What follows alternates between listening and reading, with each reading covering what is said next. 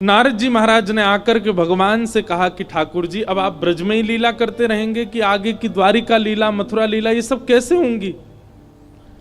ठाकुर जी बोले, सांची पूछो नारद, तो मैं भूल चुका हूं कि मैं परमात्मा हूं, मैं भूल चुका हूं कि त्रिलोकी स्वामी हूं। आप सब देवता मंत्रणा करके कुछ ऐसा व्यवस्था करो ना कि कोई और संभाल ले वैकुंठ को, कोई और कर ले आगे की लीला। मैं इन ब्रजवासियों के बगैर रह नहीं पाऊंगा, और मैं तो फिर भी चला जाऊंगा क्योंकि मैं परमात्मा हूं, मेरे अंदर मोह नहीं है। पर ये ब्रजवासी, इनको तुमने झूठे को जाकर अगर बोल दिया ना कि श्री कृष्ण जा रहे हैं, इनके प्राण निकल जाएंगे। मुझे जाता हुआ देखना तो इनके लिए सबसे बड़ा दुर्भाग्य होगा। नारद जी ने बैठ करके भगवान से बहुत देर चर्चा की और ठाकुर जी से कहा, नाथ आपको आना पड़ेगा और कोई उपचार नहीं।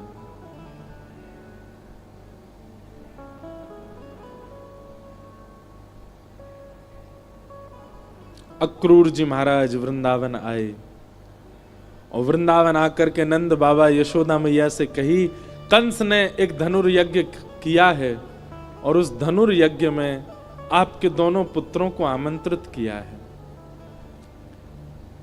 यशोदा मैया बोली, इतने राक्षस भेजे वाने हमारे लाला मारवे के काजे और अब निमंत्रण भेज रहे हो? बोले नहीं नहीं, आपको शायद कोई गलत सूचना मिली, वो राक्षस कंस ने नहीं भेजे हैं। कंस तो इन दोनों को सम्मानित करना चाहते हैं। हमने सुना कुछ दिन पहले बहुत जोर की बारिश हुई तो इन्होंने गिरिराज उठा लिए थे, सब आप सबकी रक्षा की। तब से महाराज कंस के नित्य मन में चलता है कि कृष्ण बलराम दोनों आवे और उनको मैं सम्मानित करूं। सम्मान देने वाला कभी राक्षस भेज सकता है? सबके मन में तो विश्वास हो ही नहीं रहा था कंस की बातों पर ठाकुर जी ने मन बनाया कि अगर मैं नहीं बोला तो ये सब तो भेजेंगे ही नहीं। ठाकुर जी अपना रूप बदल के, रंग बदल के और थोड़ा भाव बदल करके सब ब्रजवासियों के बीच में आके बोले, ठीक है भैया, तुम सबरे ब्रजवासी बड़े मतलबी हो। जब राक्षस आ जाए, जब कालिया नाग आ जाए, जब इंद्र वर्षा कर दे तो कन्हैया कन्हैया कहते सबरे डोरेंगे। लेकिन आज एक राजा हमको सम्मान देना चाह रहे हो तो तुम सब चाहो नहीं हो कि हमें सम्मान मिले? इस बात को सुन के सब ब्रजवासी मौन हो गए। ठाकुर जी ने पत्थर रख के ये बात कही।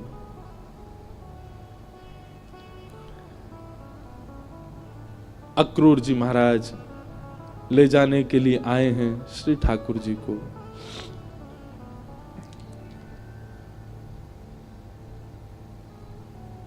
गोपियां, गोप ग्वाल, ब्रज के सब ब्रजवासी मन ही मन विचार कर रहे हैं और विधाता से प्रार्थना कर रहे हैं कि अहो विधातस्तवन क्वचित् दया संयोज मैत्र्या प्रणयेन देहिना। अरे विधाता, तेरे अंदर दया नाम की चीज नहीं है क्या? कहां श्री कृष्ण को हमारा प्रेमी बना दिया, कहां हम सबके चित्त में उनके प्रति इतना प्रगाढ़ प्रेम प्रकट करा दिया। और जब हम सबके चित्त में प्रेम आ गया, आज मिलने का समय आया, अब उनके संग रहने का समय आया, उनके संग अब लीला करने का समय आया, तो तू उनको हमसे दूर कर रहा है। सब ब्रजवासी मौन हो गए, बोल कुछ नहीं रहे, क्योंकि ठाकुर जी ने ऐसी बात कह दी है कि कुछ कुछ कहें तो कहीं ठाकुर जी यूं नहीं समझ लें कि ये सब हमारे शुभ चिंतक नहीं है।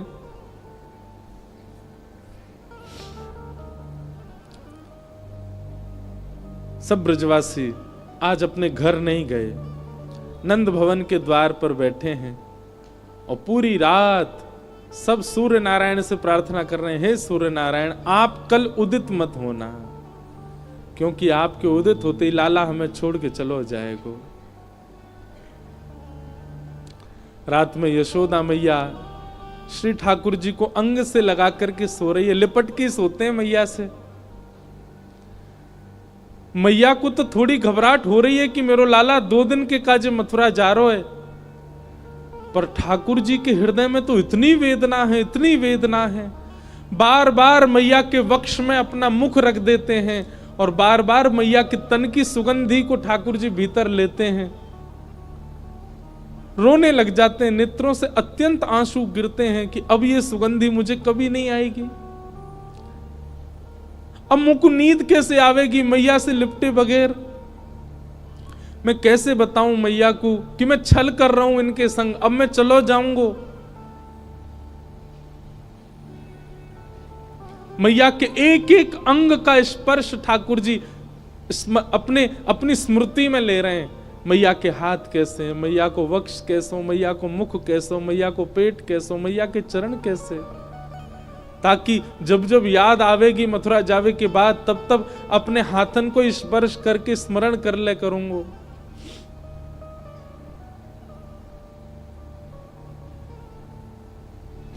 मैं एक बात अभी कह रहा था पिछली कथा में, गोपियों का विरह सबने सुना, ब्रजवासियों का विरह सबने सुना, वृंदावन का विरह सबने सुना, हमारी किशोरी जी का विरह भी सबने सुना, पर श्री कृष्ण का विरह किसी ने नहीं सुना। गोपियां वेदना में हैं, ब्रजवासी वेदना में हैं, वृंदावन वेदना में हैं, सब सखियां वेदना में हैं, श्री जी भी वेदना में हैं, पर किसी ने यह विचार क्यों नहीं किया कि कृष्ण भी तो वेदना में है। और मैं व्यास मंच पर बैठ करके कह दूं, संत जनों के सानिध्य में मेरे मुख से निकल रही है ये बात,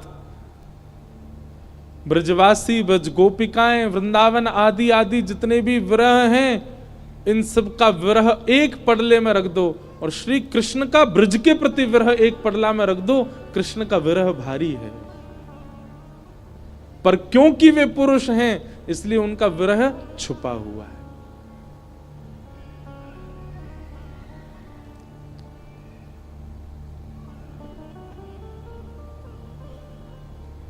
ठाकुर जी कैसे संभाल रहे हैं बंधुओं, देखो पीड़ा चित्त में होना और वही पीड़ा मुख पे आ जाना ये एक सामान्य विरह है, पर पीड़ा चित्त में होना और मुख पे ना आने देना ये एक विशेष विरह है जो श्री कृष्ण का है। द्वारिका लीला में श्री ठाकुर जी नित्य एक ही करवट से सोते हैं। एक दिन रुक्मणी जी ने कहा कि नाथ आप करवट क्यों नहीं लेते, मैंने बहुत दिनों से देखा है आप एक ही करवट से सोते हो, आप रात में जिस तरफ मुख करके सोते सुबह भी वहीं पाते हो, कोई पीड़ा है, आप कभी सीधे नहीं होते, कभी उस तरफ मुख नहीं करते, क्यों? ठाकुर जी कहते हैं रुक्मणी उस तरफ वृंदावन है, द्वारिका से 1500 किलोमीटर दूर है वृंदावन आज की डेट में, और जिस द्वारिका में ठाकुर जी रहते थे वो तो समुद्र में थी और 2000 किलोमीटर मान लो।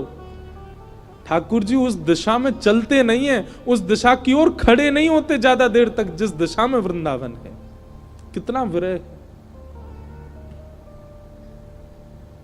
कितनी याद आती है ठाकुर जी को वृंदावन की। द्वारिका में उन सब दिशाओं में पर्दे पड़े हैं जिन दिशा में वृंदावन है, ठाकुर जी नहीं जाते, सह लेते हैं। आज सुबह सुबह ठाकुर जी यशोदा मैया से पहले उठ गए और उठ के स्वयं ही स्नान कर लिया। क्यों? क्योंकि अब मैया के ज्यादा स्नेह को मैं आस्वादन करूंगा तो मैं जा नहीं पाऊंगा।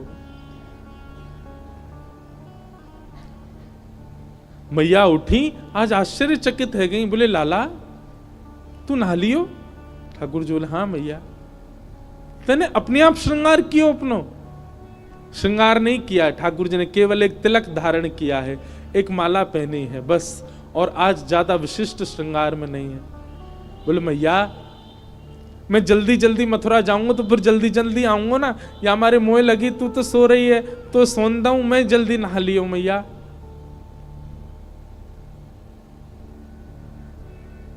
यशोदा मैया थोड़ी सी विचलित तो हुई आज तक ऐसा नहीं हुआ था। ठाकुर जी ने मन में विचार किया, अक्रूर जी से जाके कहा, अभी ब्रह्म मुहूर्त है, सुबह की बेला है, सब ब्रजवासी अभी सो रहे होंगे, मैया यशोदा नंद बाबा उठ जाएं, केवल इनको प्रणाम करके हम चलें मथुरा की ओर। अक्रूर जी महाराज बोले, जी भगवान। जैसे ही जाकर के द्वार खोला ठाकुर जी ने, असंख्य गोपियां, असंख्य ग्वाल, सब ब्रजवासी, गैया, सब खड़े हैं वहीं पर। और द्वार खुलते ही किसी के मुख से स्वर नहीं निकल रहा, पर नेत्रों से आंसू गिर रहे हैं। ठाकुर जी कह रहे हैं, अरे तुम सबरे सोए ना, तुम सब गए ना? अरे भैया इतना उदास काय को है रहे हो, इतना रुदन काय को कर रहे हो? मैं आ जाऊंगा ना, परसों आ जाऊंगा ना मैं। 2 दिना की तो बात है, ऐसे निकल जाएंगे 2 दिना तो।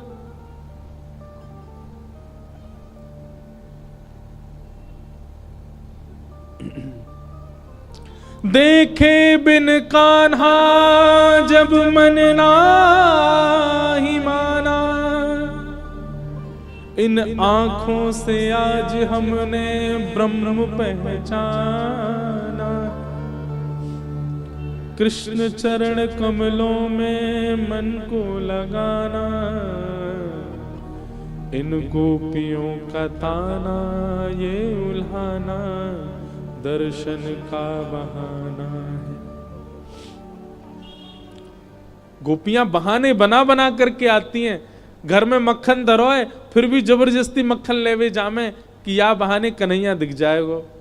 घर में गैया बंधी है, गोबर धरोए, पर गोबर लेवे के काजे जबरदस्ती नंद भवन में भीतर घुसे कि कन्हैया दिख जाएंगे। इन बहानों से श्री कृष्ण को नित्य देखने वाली गोपियां वो 2 दिन बिना कृष्ण के कैसे रहेंगी? भगवान के सखा मधुमंगल, श्री दामा, तन सुखा, मन सुखा, धन सुखा, सुबल, तोष, सब एक कोने में बैठे। मधुमंगल आके बोले लाला तू जा तो 2 दिना को रहो, लेकिन तने एक बार भी विचार नहीं कियो ये श्री दामा ये सुबह उठते या को नियम है 11 वर्ष थे। भगवान के अधिकतर सखा सब ठाकुर जी से बड़े हैं उम्र में। हमारो नियम है 11 वर्ष थे। हम रोज सवेरे उठ करके आंख बंद करके पहले नंद भवन आमे, सबसे पहले 13 मुखमंडल देखें, वाके बाद जलपान करें लाला। तो देखे बगैर हमारे जल हलकते नीचे ना उतरे। और तू 2 दिना के काजे हमें छोड़ के जा रहा हो, हम कैसे जीवित रहेंगे?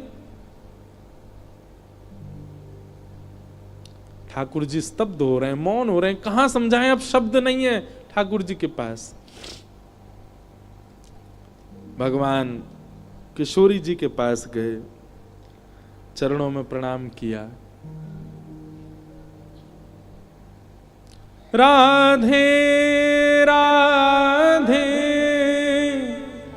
ये स्तुति ठाकुर जी ने ही गाई है, आज भी बरसाने में गाते हैं सब। ठाकुर जी गा रहे हैं, राधे राधे करुणामयी कृष्ण प्यारी,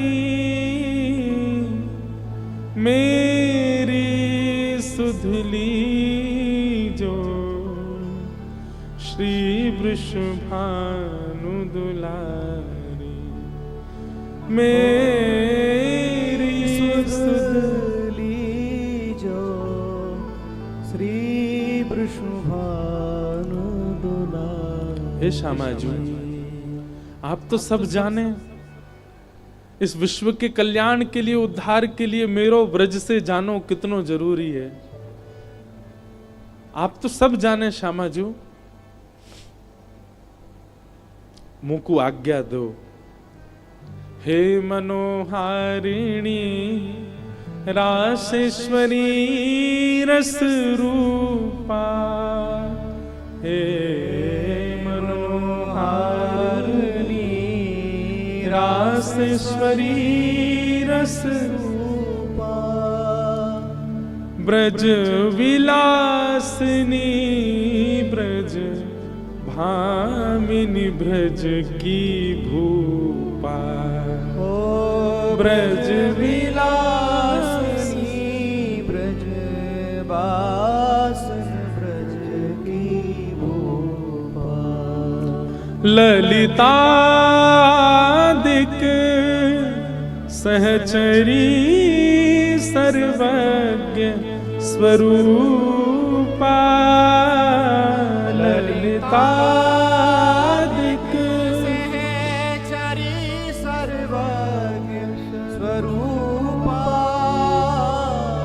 मेरी सुधली जो श्री वृषभानु दुलारी, ओ मेरी सुधली जो श्री वृषभानु दुलारी। हे श्यामाजू, बस आगे की यात्रा में आप मुंह पे दृष्टि रखी हो। ठाकुर जी बिना नेत्र मिलाए चर्चा कर रहे हैं। किशोरी जी कह रही हैं, श्याम सुंदर या को उत्तर मुंह कहां देना चाहिए, आप ही बता के जाओ। ठाकुर जी बोले क्यों? बोले प्रेमी यदि जा रहे हो है तो दूसरों प्रेमी वाकु रोके नहीं, तो फिर प्रेम काय बात को? प्रेमी जा रहा है तो प्रेमी तो वाकु रोकेगो, लेकिन आप शुभ कार्य के लिए जा रहे हो, मानव कल्याण के लिए जा रहे हो, और शुभ कार्य में यदि कोई जा रहा हो तो उसको टोकना नहीं चाहिए। आप जा रहे हैं विश्व के कल्याण के लिए, मैं आपको रोकूं कैसे, मैं टोकूं कैसे? और मेरो प्रेमी जा रहा है और मैं रोकूं नहीं तो प्रेम कैसा? मुझे कहा करना चाहिए श्याम सुंदर, आप बता के जाओ। आपको आज्ञा दे दूं तो फिर मैं प्रेमी कैसी, जो अपने प्रेमी को दूर जावे की आज्ञा दे रही हूं? मैं टोक दूं, रोक दूं तो शुभ कार्य में टोक लग जाएगी। और मैं कछु ना कहूं तो प्रेमी जा रहा और मैं कछु ना कहूं तो फिर प्रेम कैसा? मैं कहां कहूं, मुझे कहां उत्तर देना चाहिए? हे श्याम सुंदर बता के जाओ। ठाकुर जी कुछ नहीं बोले, बस चरणों की ओर देखते रहे किशोरी जी की, और रथ में विराजमान हो गए। निर्वाक हैं, निरुत्तर हैं, निरशब्द हैं। रथ जैसे ही आगे बढ़न लगो, सब ब्रजवासियों के नेत्र सजल हो गए। नेक दूर गयो। यहां अक्रूर जी ने इतनी देर में यशोदा मैया को सब सच बता दिया था। मैया, जे तुम्हारो लाला ना है, जे देवकी को लाला है। कंस से रक्षा के लिए 11 वर्ष पूर्व वसुदेव जी इस बालक को लेकर के आपके पास आ गए थे, और आपकी बालिका ले जाकर के कंस को दी थी, जो कि अष्टभुजी देवी बन गई थी। अब जे लाला अपनी जन्मदात्री मैया के पास जा रहा हो, मैया है सके कि अब लौट के नहीं आवे। आप कृपा करो। अक्रूर जी को नहीं बताना चाहिए था यशोदा मैया को, पर उन्होंने बता दिया। मैया को तो रक्त ठंडो पड़ गयो, पैर के नीचे से जमीन खिसक गई।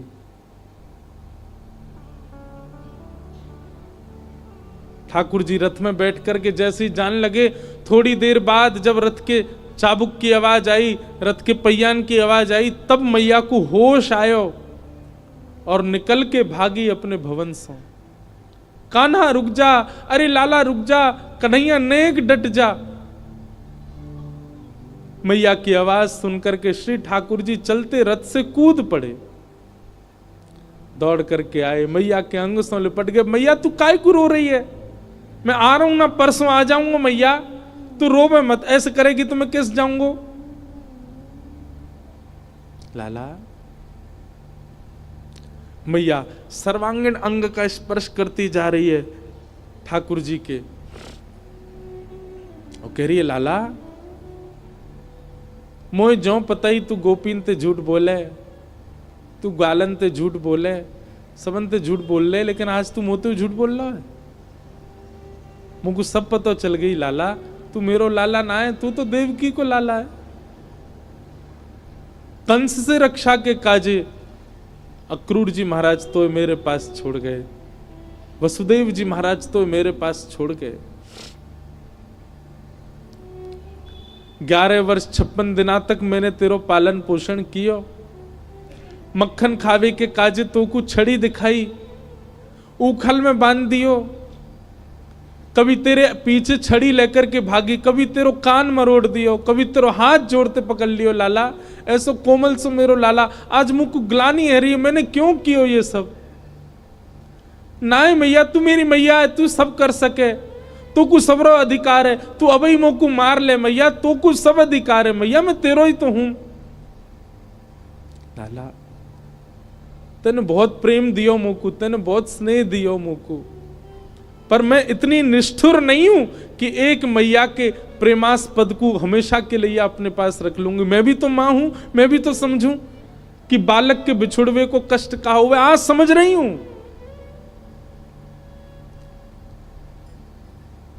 मैंने तो फिर भी तेरो संपूर्ण बालपन देखो, पर जाने तो जन्म दियो वह देवकी मैया ने तो पूरा जीवन कारागृह में निकाल दियो।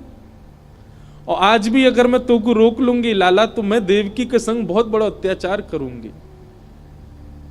वैसे तो में मेरे प्राण बसे, है सके कि तू यहां तक गयो और शायद है सके कि मैं जीवित हूं नए बच्चू लाला, लेकिन अब समय देवकी को प्रसन्न करवे को है। तू जा, मुझको एक वचन देके जा लाला, तू देवकी को नहीं बताइयो मैंने तेरो हाथ पकड़ो, कान मरोड़े, तो को उखलते बांधो, और दूसरो वचन देके जा लाला। कहा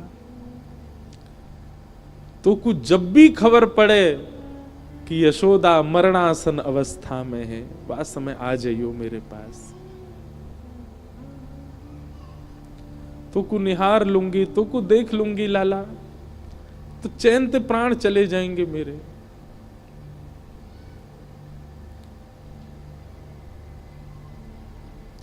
ठाकुर जी लिपट गए यशोदा मैया से, सब खड़े रो रहे हैं, अक्रूर जी तक रुदन कर रहे हैं जो ठाकुर जी को लेने आए। ठाकुर जी बोले मैया तू ब्रजवासी ने मत बताइयो ये बात, ये सब प्राण त्याग देंगे अपने, इन्हें तू यहीं रहने दियो कि मैं परसों आ जाऊंगा। और मैया तू अपना ध्यान रखियो, मैं आ जाऊंगा जल्दी। चरणों में प्रणाम करके जैसे श्री कृष्ण मुड़े हैं रथ की ओर, यशोदा जी मूर्छित हो गए। ठाकुर जी ने गोद में भर लिया, सब ब्रजवासियों से कहा मैया को संभालो। सब ब्रजवासी संभालने लगे। बार बार ठाकुर जी मन में विचार करें मैं नहीं जाऊं, पर ब्रह्मांड दिखाई देवे, त्रिलोकी दिखाई देवे, द्वारिका दिखाई देवे, जीव उद्धार दिखाई देवे, हम मानवन को कल्याण दिखाई देवे, गीता को उपदेश दिखाई देवे, महाभारत को युद्ध दिखाई देवे, अर्जुन पर कृपा दिखाई देवे। इन सब के आगे ब्रज का प्रेम तोलने का विषय नहीं है, पर अगर ये प्रेम को त्याग नहीं कियो तो वो सब नहीं है पाएगा। कलयुग में सब लोग प्रेम जानने वाले समझने वाले नहीं हैं, सब स्वार्थ से मेरी भक्ति करेंगे। ऐसे स्वार्थियों के लिए भी मुझे कुछ ज्ञान तो देना पड़ेगा।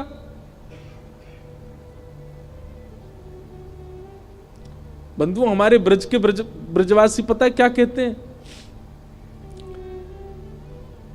कन्हैया की हिम्मत नहीं कि ब्रज छोड़ के चले जाएं, तो मानव कल्याण जीव उद्धार की बात जब ब्रजवासियों को पता चली कि कन्हैया के जावे ते जीव उद्धार होएगो, तो ब्रजवासी ने अपने अश्रु जल को संकल्प करके पूरे विश्व के कल्याण के लिए श्री कृष्ण रूपी हृदय को दान कर दियो।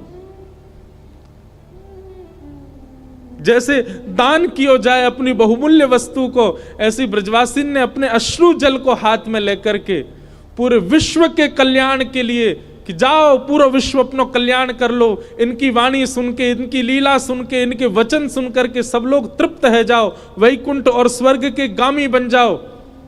वैसे तो हमारे प्राण बसे इनमें, पर इनके जावे से यदि सबको कल्याण है जाए तो हम सब इनको भेज नहीं रहे हैं, इनको दान कर रहे हैं आप सबन के उद्धार के लिए। ब्रजवासियों ने दान किया है श्री कृष्ण का विश्व को, नहीं तो कृष्ण हिल नहीं सकते वृंदावन से बिना ब्रजवासियों की इच्छा से।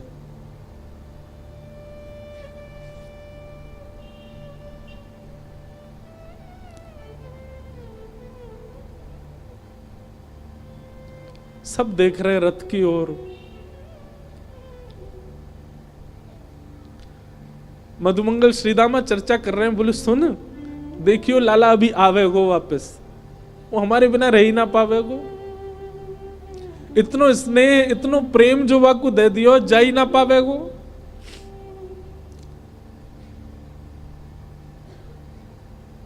मधुमंगल बोलो श्रीदामा पर ये जा रो है, ये आना रो लौट के। आज हमें लाला पे संशय ना है रो, हमें अपने प्रेम पे संशय है रो कि क्यों ना आ रो जी लौट के। रथ दिखता रहा खड़े रहे, ध्वजा दिखती रही खड़े रहे, और जैसे ही रथ दिखना बंद हुआ, ध्वजा दिखनी बंद हुई, नहीं आए ठाकुर जी लौट के। असंख्य ब्रजवासी वहीं मूर्छित हो गए ठाकुर जी को बिना देखे। नंद बाबा बोले अरे मधुमंगल श्रीदामा, ए भैया ये कहा कर रहे हो, देख परसों आ जाएगा लाला, ये देख सब मूर्छित है गए, जल्दी जा संभालो। सब ब्रजवासी इनको लगायो, कोई जल लेके आ रहा हो, कोई जलपान करा रहा है, गोपीन को ले करके घर की ओर भाग रहे हैं। ऐसी विरह वेदना सबके चित्त में है रही है। अरे केवल मानवों की बात नहीं है, गौशाला में बंदी 9 लाख से अधिक गैया, वो उनके बछड़ा भी दूध नहीं पी रहे हैं आज, उनकी बछिया भी आज दूध नहीं पी रही है। सब केवल अपने कान उठा के श्री कृष्ण को खोज रहे हैं। बंधुओं एक बात कहूं आपसे, लिख लीजिएगा, बद्रीनाथ आपको मुक्ति दे सकता है, जगन्नाथ आपको महाप्रसाद देंगे, द्वारिका आपको सुख देगा, रामेश्वरम आपको पुण्य देगा, वृंदावन केवल विरह दे सकता है। केवल विरह है वृंदावन के पास, केवल प्रेम है वृंदावन के पास। पुण्य की कामना से वृंदावन मत जाओ, वैकुंठ की प्राप्ति की कामना से वृंदावन मत जाओ। वृंदावन केवल विरह समेटे हुए है अपने अंदर।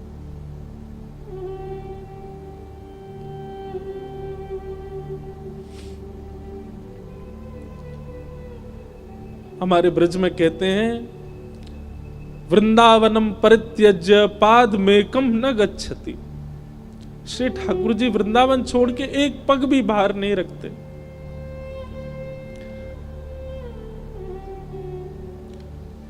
तन गया है ठाकुर जी का द्वारिका मथुरा, आत्मा तो आज भी वृंदावन में ही है, प्राण तो अभी भी वृंदावन में ही है श्री ठाकुर जी के। वो कभी नहीं जा सकते वृंदावन छोड़ करके। क्यों ब्रजवासियों के प्राण नहीं निकल गए कृष्ण विरह में? क्योंकि अब स्थूल रूप से भले ही कृष्ण नहीं दिख रहे हैं, सबके अंतस्थ में श्री कृष्ण बैठ गए हैं। गोपियां नेत्र बंद करके अपने अंतस्थ में ही अनुभव कर रही हैं। ऐसा लगता है कृष्ण छू रहे हैं, पर आंख खोल के देखती हैं तो है नहीं। ये अनुभव ब्रजवासियों को जीवित रखता है। प्रत्यक्ष में वो स्थिति नहीं है।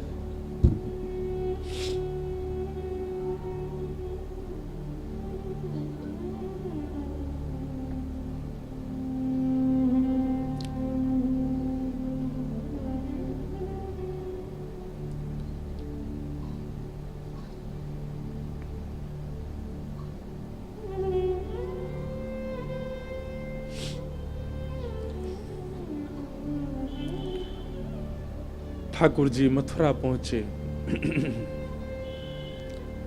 मथुरा आकर के श्री ठाकुर जी ने कुबला पीड़ हाथी का वध किया।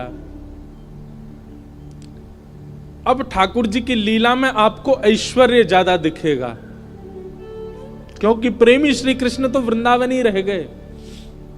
ऐसा भी कहूं कि ठाकुर जी का स्वभाव वृंदावन में रह गया, अब प्रभाव आगे आ रहा है। वो चंचलता, वो मधुरता, वो प्रियता, अब सब ठाकुर जी ने उसको गौड़ कर लिया। अब ठाकुर जी परब्रह्म की भांति लीला कर रहे हैं, मानो अपने परब्रह्मत्व पर ही ठाकुर जी को क्रोध आ रहा है कि मैं क्यों हूं जिसके कारण मुझे ब्रज छोड़ना पड़ा। कुबल्या पीड़ हाथी का वध कर दिया, जितने मल्ल थे कंस के कंस के रणभूमि में सबको मार दिया ठाकुर जी ने। और 50 सिड्डी ऊपर बैठे हुए कंस को देखा, एक छलांग मार करके ठाकुर जी उसके पास पहुंच गए, दोनों भुजाओं में कंस को उठा करके पृथ्वी पर पटक दिया, गिरते ही कंस के प्राण निकल गए। भगवान तुरंत कारागृह की ओर दौड़े।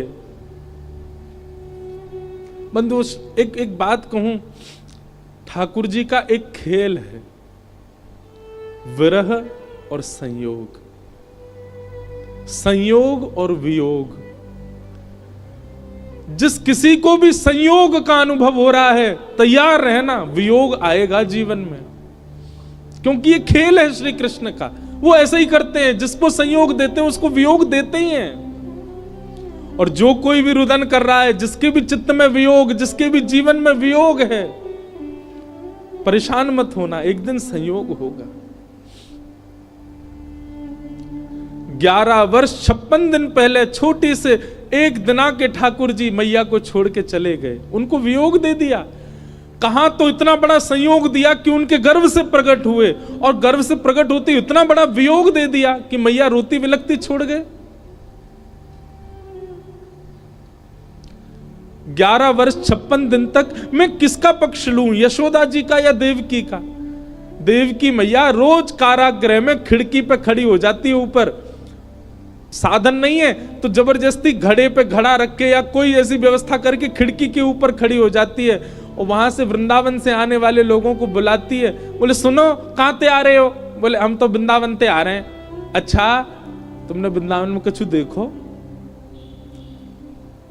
अरे बड़ी सुंदर लता गुल्म, यमुना जी, ऐसी रेणु, ऐसी गैया, ऐसे गोप ग्वाल। देवकी मैया बोले सबसे सुंदर कहा है वृंदावन में? मैया सबसे सुंदर तो यशोदा को लाला है।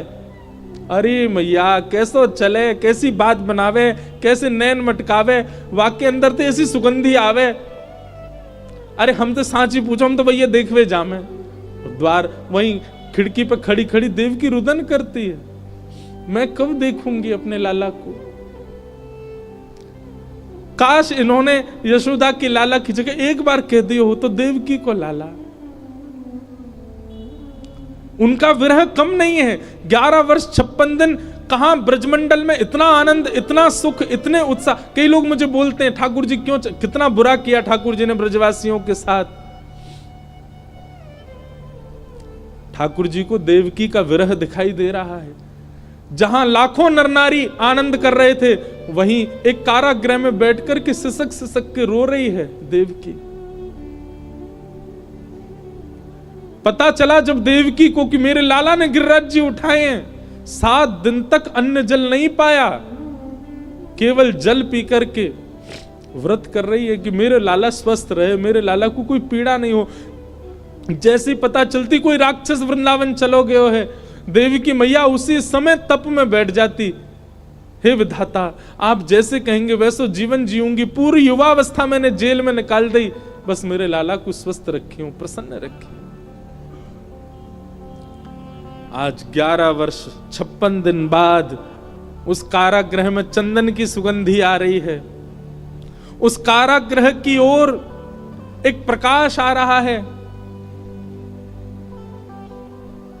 जैसे देवकी मैया ने कारागृह के द्वार से झांक करके देखा, श्याम वर्ण है, मधुर कटाक्ष नेत्र हैं, अद्भुत अधरामृत है, घुंघराले केश हैं, सुंदर पटका डाले हैं श्री ठाकुर जी, त्रिभंग लली श्याम सुंदर, टेढ़ी सी चाल चलते भय आ रहे मैया की ओर।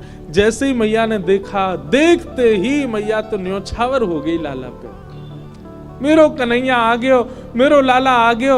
जेल के भीतर ही नृत्य करने लगी। ठाकुर जी दौड़े मैया के पास, ताला खोल के भीतर प्रवेश किया। मैया ने अपने अंक में भर लिया। 2 बार मूर्छित हो गई देवकी, ठाकुर जी को अंक में भर के।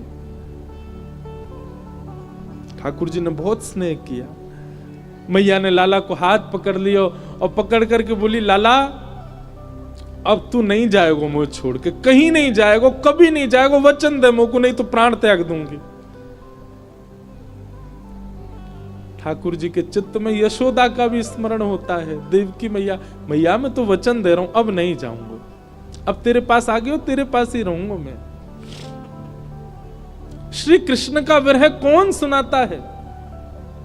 श्री कृष्ण का विरह कौन गाता है? उनकी वेदना कौन समझ पाता है?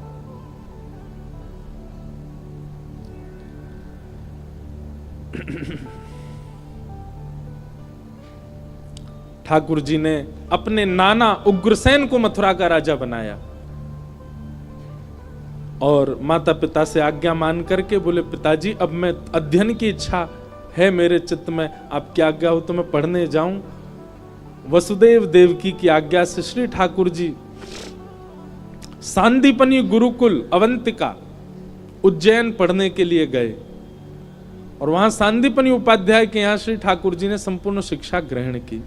वहीं ठाकुर जी को सुदामा नाम के मित्र मिले। लौट करके भगवान आए, उद्धव जी महाराज